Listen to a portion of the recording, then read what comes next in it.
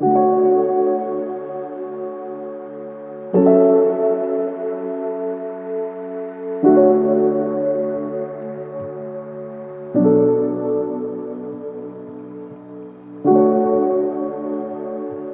it's been lightly snowing, some flurries, a little bit of rain, it's one of those days where you think you're in some sort of Dickensian novel. It's the best of times, it's the worst of times. And that's the kind of what the weather is today. It's the worst of times because the weather's so crappy and not a lot of people are out. And for a guy like me that likes to go out and make pictures of people, it's really rough to do, especially to find something different and unusual that you haven't shot before. And that's the worst of times. But the best of times is that it makes it much more challenging. It becomes much more of a burden in some respects, but when it's successful, it's great. It's a wonderful thing to have happen. So I spent some time out here near Red Bank, the park at the end of Maxtown. I don't come out here that often anymore because a lot of people are photographing it now, and we all kind of get the very same picture, but there's a lot of people out here today, and especially not a lot of photographers out here today. So I went over to an area over here that's kind of rocks and trees and leaves, and I shot artsy-fartsy. I don't know exactly how it's going to end up, but I'm going to play with it.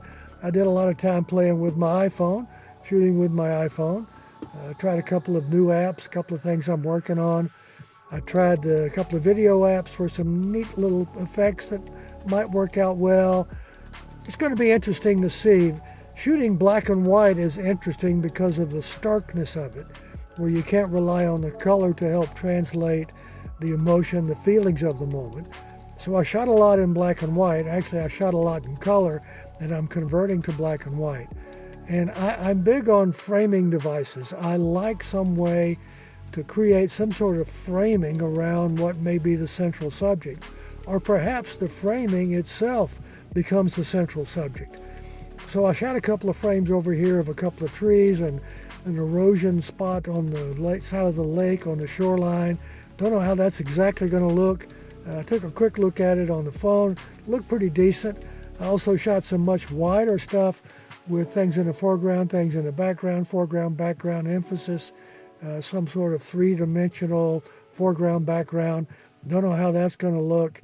I think the pictures I shot with the framing devices are going to look pretty cool.